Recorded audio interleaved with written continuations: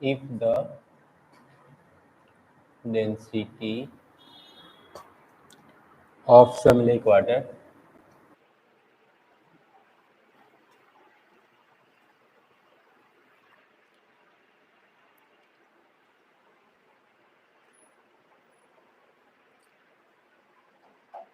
इतना ग्राम पर ml and contain 92 gram and contain 92 gram of Na plus ion per kg.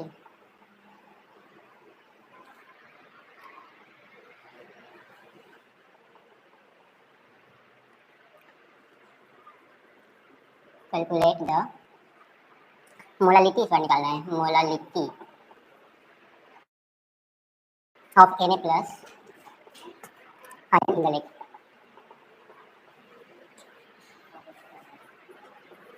एक बार try करो तो इजी है.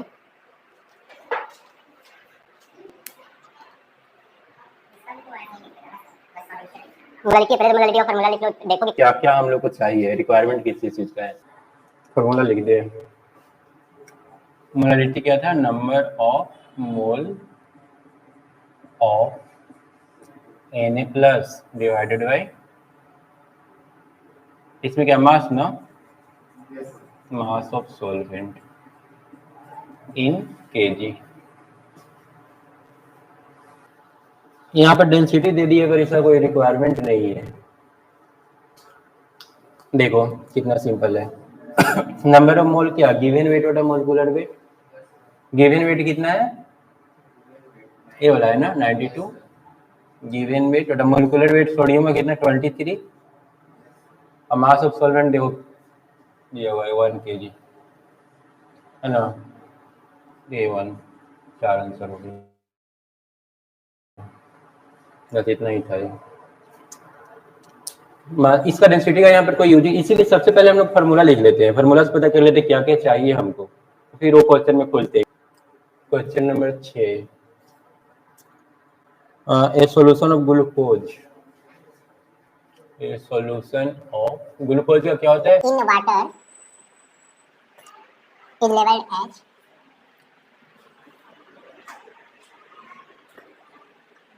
labeled as 10% weight by weight. What should be the molality? Be the molality of the solution. If the density of solution, if the density of solution is 1.2 gram पर ABL. अब यहाँ भी देखो volume दिया हुआ है, लेकिन पहले हम लोग फार्मूला लिख करके देख लेंगे इसका रिक्वायरमेंट है भी कि ऐसे ही दिया हुआ है. ऐसा क्वेश्चन इंपॉर्टेंट है क्योंकि एनसीईआरटी का क्वेश्चन है.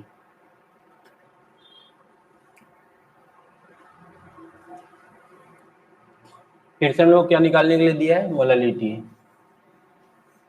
मोलालिटी बराबर number of mole of glucose.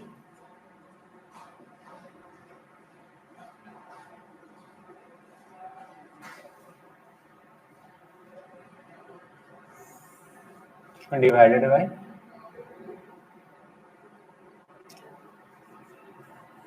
Mass of solvent in KG. Number mole हो जाएगा given weight. Given weight 10 but molecular weight निकालना पड़ेगा ना. कितना 80 हो जाएगा?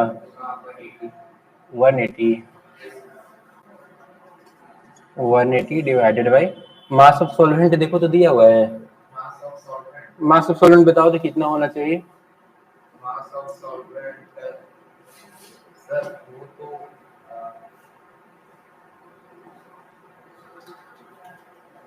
वो तो 90 हो जाएगा ना सर. हाँ 90 हो जाएगा. 90 क्यों होगा? 10% है ना.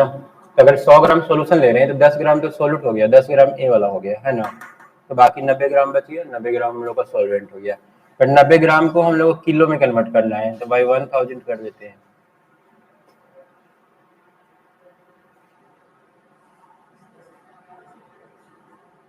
तो ये हो गया 1/18 इंटू 100/9, 100/18 इंटू 9, देख लो कितना आ रहा है।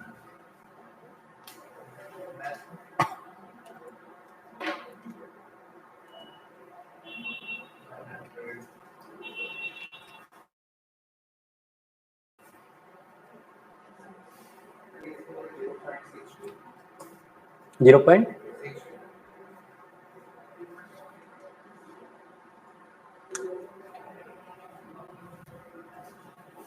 0.62।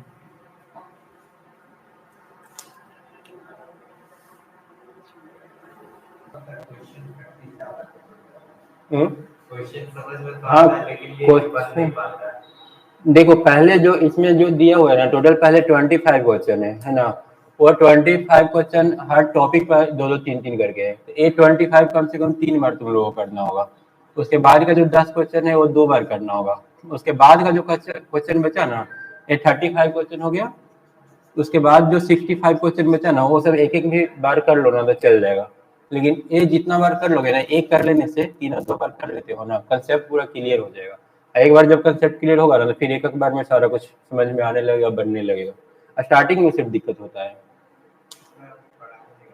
इसको कम से कम 3 बार करो। तुम लोग ऐसा करो कि अगर बोर्ड में बोले कि जाओ खड़ा होकर के बनाओ, तो उसको समझा सको।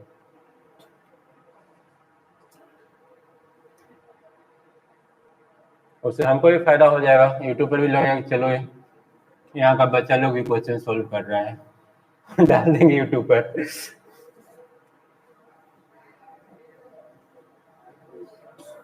बनता तो है लेकिन बहुत लेट लगता है। हाँ होगा, वो स्टार्टिंग में होता है। समझने में ये अगर प्रैक्टिस हो जाता है सर तो फर्स्ट टाइम बहुत मुश्किल होगा, इतना आसान नहीं है। बोला जाता है मतलब आईआईटी में जाने के लिए बोला जाता है कि सारा 90% लाने वाला सारा बच्चा सिर्फ आईआईटी के एग्जाम में बैठे ना, तो उसमें से 98% फेल होगा। मात्र 2% सक्सेस होगा। सिर्फ उन लोगों का बात हो रहा है जिसका 90 से ऊपर मतलब आया है मार्क्स 12th में। तो उतना करने के लिए मेहनत तो करना ही पड़ेगा, क्योंकि तुमको ये 2 साल तुम्हारे पूरा 60 साल को प्रभावित करता है ना। तो 60 साल का मेहनत सिर्फ 2 साल में करना रहता है। एक साल पहले ही बर्बाद। 1 साल कर लिया, लेकिन फिर भी 1 साल एक्स्ट्रा तो रहता ही है। 12th के बाद भी तो 1 साल है ना तुम लोग के पास। अभी भी मतलब टाइम है 2 साल तुम लोग, अगर 2 साल काफी होता है, 2 साल में कर सकते हैं। नेक्स्ट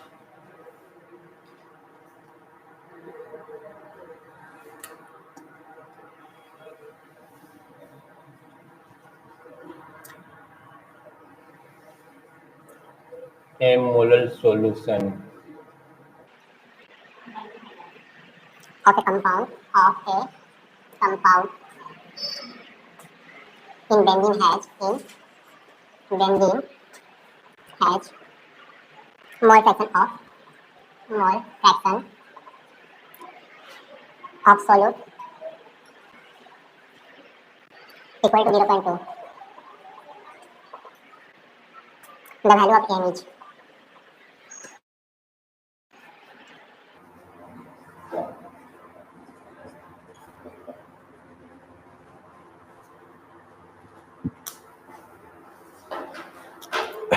यहाँ पर देखो, हम लोग को मोलालिटी निकालने के लिए बोला है, और देख क्या रखा है, मोल फ्रैक्शन। मोल फ्रैक्शन से मोलालिटी कैसे निकलेगा, इसके लिए एक फॉर्मूला है, हम लोग लिखेंगे, हेडिंग थोड़ा सा दे देंगे, रिलेशन बिटवीन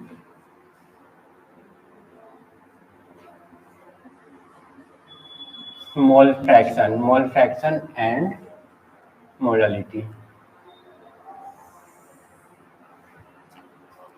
हम लोग जानते हैं मोल फ्रैक्शन जो होता है, नंबर ऑफ मोल ऑफ ए बटा Na प्लस Nb। इसको अगर हम लोग Nb से डिवाइड कर दें तो Na बटा Nb Na by Nb plus 1 हो जाएगा, है ना। Nb से डिवाइड कर दिए सबको, न्यूमरेटर डिनोमिनेटर दोनों को। अब Na बटा number of mole of B, given weight बटा मोलिकुलर वेट, गिवन वेट बटा बटा को ऊपर लिख सकते हैं हम लोग, मोलिकुलर वेट। देखो इसमें अगर Na को हम लोग सॉल्यूट मान करके चले ना, तो Nb क्या होगा, सॉल्वेंट होगा। A सॉल्यूट है, B क्या है, सॉल्वेंट है। यहाँ भी सेम करेंगे।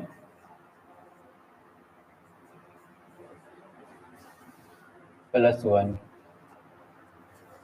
मोलालिटी का फार्मूला क्या था, नंबर ऑफ मोल बटा मास ऑफ सॉल्वेंट, है ना। Number of mole of solute बटा मास ऑफ सॉल्वेंट क्या होता है, मोलालिटी होता है। तो यहाँ पर हम लोग कर लेते हैं मोलालिटी गुने मोलिकुलर मास ऑफ सॉल्वेंट, ये ध्यान रखना है, सॉल्वेंट का मोलिकुलर मास है, divided by m into capital M +1। ये आ गया मोल फ्रैक्शन और मोलालिटी में रिलेशन।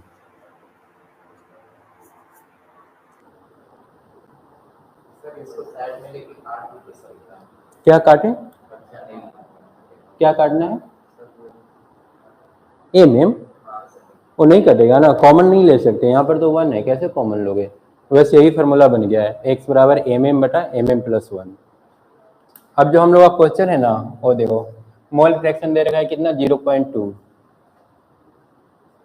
मोलालिटी नहीं पता है, मोलिकुलर मास देखो तो C6H6 का कितना होगा, 78 ना, तो 78 डिवाइडेड बाई 78m +1। इसको अब सॉल्व कर लेंगे, क्रॉस मल्टीप्लिकेशन कर दो।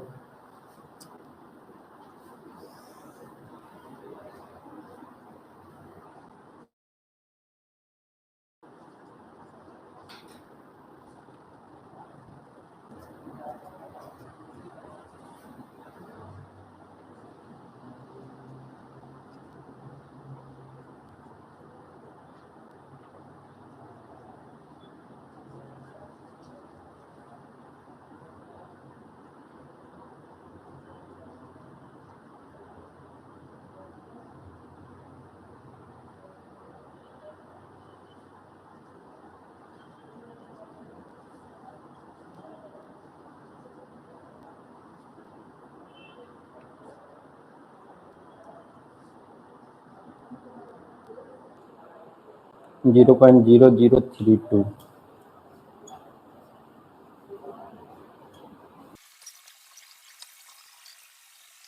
हम लोग को इसमें क्या निकालना है, वेट निकालना है, नॉर्मेलिटी दिया हुआ है। तो नॉर्मेलिटी वाला में हम लोग एक ही फॉर्मूला पढ़े थे, वेट बराबर NeV/1000, है ना, देख लेना पीछे।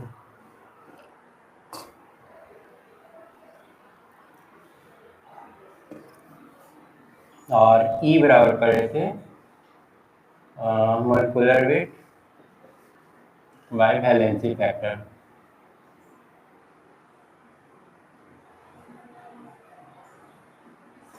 मोलिकुलर वेट H2SO4 का कितना हो जाएगा, 2 प्लस सल्फर का 32 होता है ना, प्लस 64।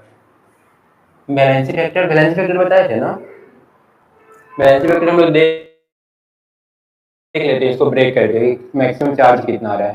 तो यहाँ पर 2H प्लस और SO4 2 माइनस में ब्रेक होगा ना, तो valency factor maximum charge 2 minus आ रहा है, मतलब कि 2। और 98/2 49 इक्विवेलेंट वेट निकल गया।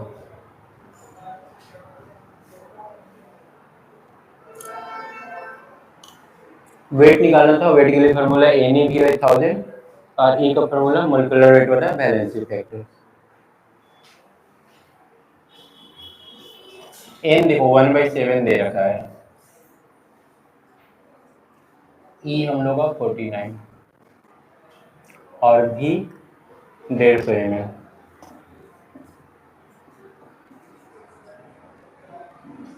देख लो कितना आ रहा है, 7।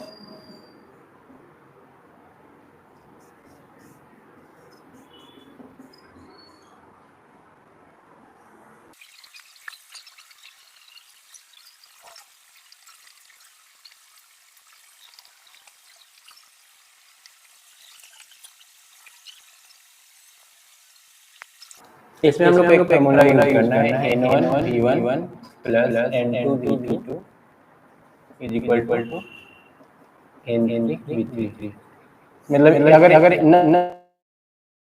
अगर अगर अलग अलग नॉर्मलिटी का अलग अलग वॉल्यूम का दो तीन सोल्यूशन है ना, सबको मिक्स कर देंगे ना, नया वॉल्यूम बनेगा और उसका नया नॉर्मलिटी हो जाएगा। तो वॉल्यूम तो वही बनेगा, V1 V2 जोड़ देंगे, वो आ जाएगा V3। N3 हम लोग को निकालना रहेगा। वही चीज यहाँ पर दिया है। यहाँ पर देखो N1 का जो वैल्यू है ना, वो दिया है कितना 0.45, N2 दे रखा है 0.6, N3 इन दोनों को मिक्स किया है। मिक्स करने के बाद पूछ रहा है कि N3 कितना होगा, वॉल्यूम कितना कितना मिक्स किया है, 2:1 रेशियो में मिक्स किया है। मतलब V1 अगर 2V है ना, तो V2 V होगा, V3 कितना हो जाएगा, इन दोनों को मिक्स करें तो वॉल्यूम तो 3 ही रहेगा ना। टोटल वॉल्यूम हो जाएगा 3V मिक्स करने के बाद। अभी अलग फॉर्मूला बस रख देंगे इसको, 0.45 into 2V plus 0.6 into V is equal to N3 हम लोग को निकालना है। यहाँ पर टोटल वॉल्यूम हो चुका है 3V।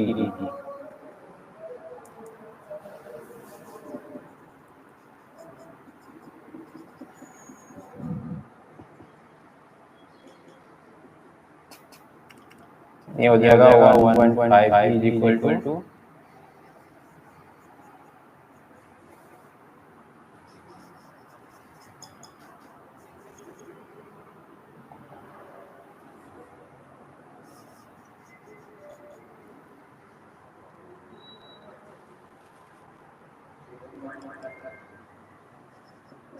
0.5।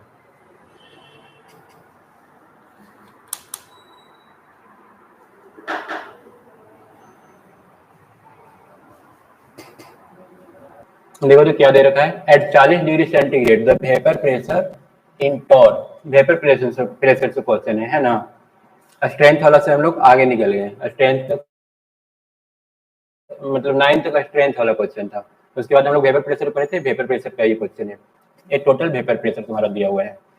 Methyl alcohol ethyl alcohol solution is represented by, मतलब मिथाइल अल्कोहल इथाइल अल्कोहल दोनों को मिला दिया है। किसको किसको मिलाया, मिथाइल अल्कोहल को और साथ में इथाइल अल्कोहल को। तो इसका जो टोटल प्रेशर आ रहा है ना, इतना आ रहा है।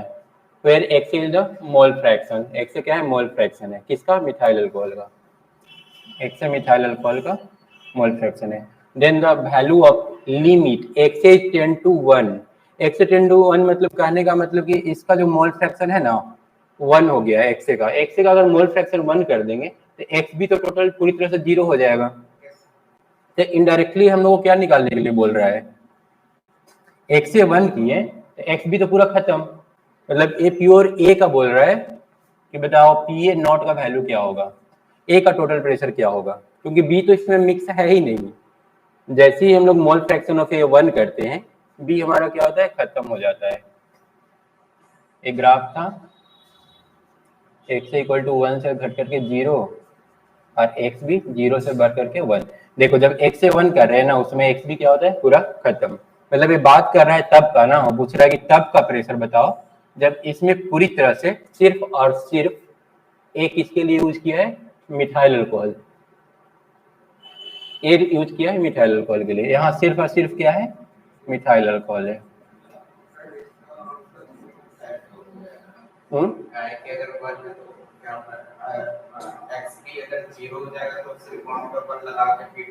कैसे, यहाँ पर एक्स भी तो है ही नहीं, एक्स भी कैसे इसमें 0 रखोगे। नहीं सर, वो नहीं बोल रहे हैं। एक्स भी अगर 0 है तो वो तो नहीं है ना, तो एक्स आपकी टोटल का ऐसे ही निकल जाएगा।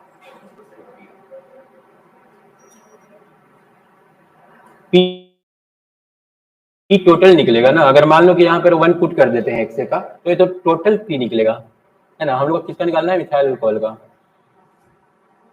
हाँ, अगर यहाँ पर ये 1 कर देते हैं तो फिर तो पी टोटल निकल जाएगा, और पी टोटल तो फिर मिथाइल अल्कोहल का ही होगा।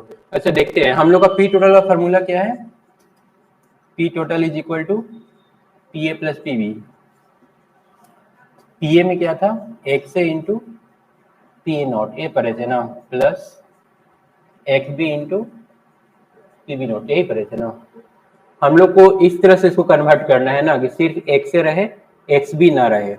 हम लोग एक्स बी बराबर क्या लिख सकते हैं, एक्स बी बराबर होता है 1 माइनस एक्स ए। ये भी हम लोग कर चुके हैं, है ना। दोनों मोल फ्रैक्शन का सम जो होता है एक्स ए प्लस एक्स बी वो 1 होता है। तो अगर सिर्फ एक्स बी निकालेंगे तो 1 माइनस एक्स ए आ जाएगा, एक्स बी हम लोग का हट जाएगा जो प्रॉब्लम बना हुआ था, P A nought plus X B की जगह पर 1 minus X A into P V nought. अब यहाँ से एक्स से अगर हम लोग कॉमन ले लें, एक्स से कॉमन ले लेंगे तो पी ए नॉट और माइनस पी वी नॉट बचेगा,